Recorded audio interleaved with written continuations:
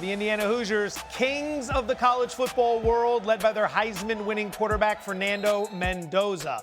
Mendoza completed 16 of 27 passes for a $186 to go with a rushing touchdown on a crucial 4th and 5 in the fourth quarter. Now, Mendoza could become just the fourth player to win the Heisman Trophy, a national championship, and be selected number 1 overall in the NFL draft in the BCS era.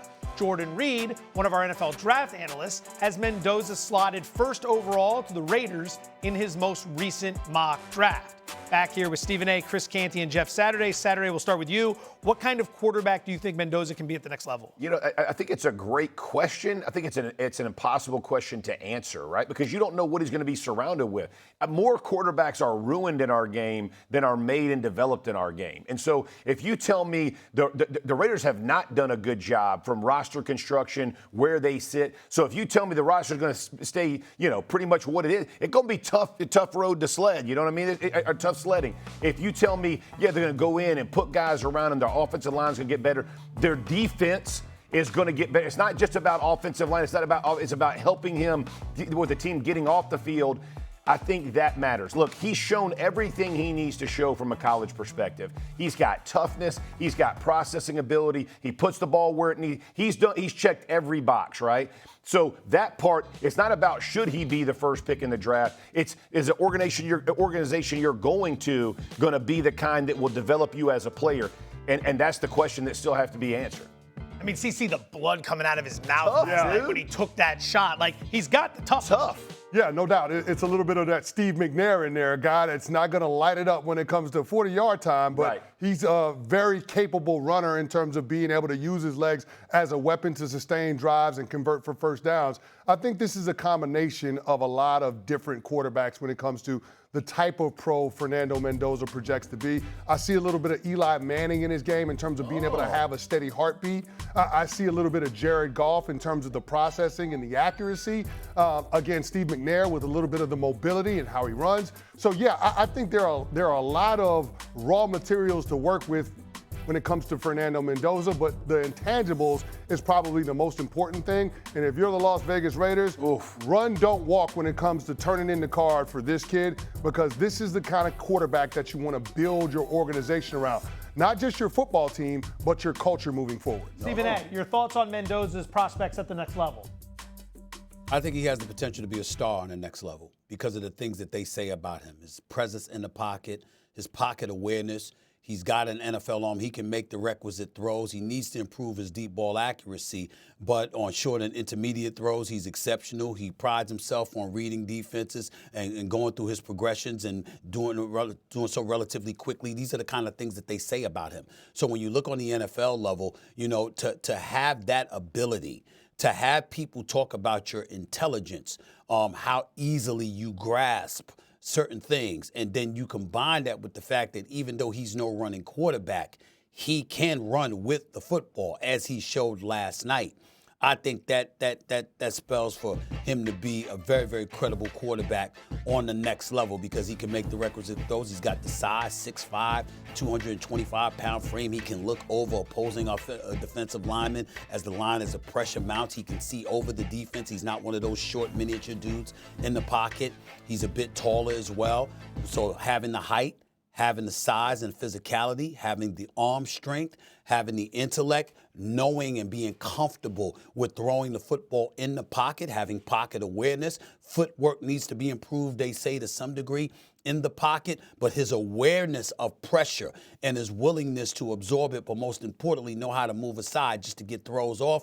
All of those things, I think, bode very, very well for a quarterback looking to ascend to the NFL level. I would say he has the potential to be a star. Yeah, a couple of things I want to just say. I want to give a breath of hesitation to this. Expectations matter when you're talking about Mendoza. Just like Caleb Williams last year, before people were calling him a bust or questioning was he going to be a bust before Ben Johnson got there. Drake May was being questioned about, can he? Let's just be real. It takes a team around you to be effective in the NFL. So whatever he looks like in year one, let's make sure we're remembering what Stephen A., all the attributes we're talking about to get you to the first pick.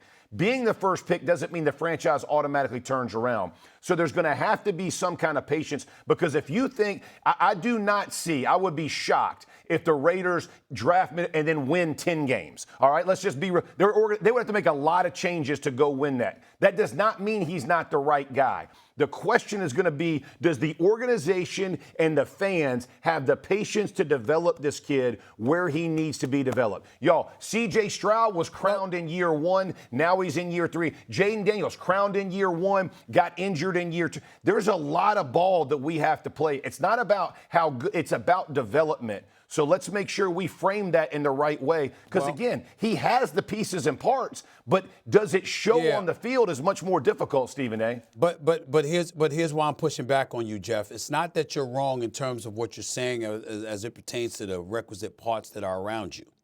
The point is, if you're one of those organizations picking a quarterback, and you don't have that at your luxury, you still got to make the damn pick. Oh, for sure. No doubt. I agree.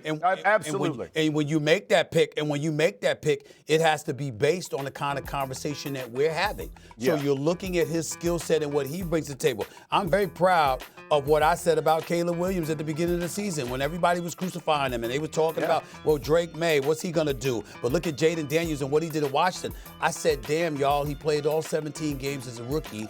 Game 1 of this season was his 18th game, and it was his 3rd head coach and 4th offensive coordinator. So we know that stuff, and we know what they need. But the question was, in terms of ability, what are you seeing? What did you see from this guy? Sure. We saw in Caleb Williams, an NFL body, arm strength. We saw he had some wheels, okay? He could throw the football under pressure. He was going to make some mistakes, but he could make great things happen. Those are the things that we saw. So we're looking at Mendoza right now, and we're saying, okay, what do we see? He hasn't thrown for over 200 yards in the last 3 playoff games. He averaged 185 yards, okay, but he completed 75% of his passes. Right. He was accurate. They didn't turn the ball over one time. And on top of it all, when you're looking at an NFL quarterback, what do you want to see? Do you want to see mercurial running ability, or do you really, really want to see pocket presence, accuracy throwing the football under duress, having an NFL arm, and most importantly, having an NFL body, because that lends itself towards this belief that there will be durability on your side, as opposed to somebody like Tua Tagovailoa, who's miniature in size to some degree and obviously has been concussed a few times, and we see how his career has been ravaged and how it's helped regression kick in. We don't say that about Justin Herbert, even though we're still waiting for him to win a playoff game, because the brother's got size on him and he's able to last and withstand some of the heat and some of the hits that comes this way. All of these things work in favor of Mendoza at this particular moment in time. That's why I'm cool with it. If you are the Raiders and he is the pick, baby steps. And the first step, offensive line. Their line was terrible. Do not get this kid killed in his first year and destroy any confidence he might have coming in the league. Money and picks on the O-line, take it from there. You want this, you got that. No way, watch him walk right past you.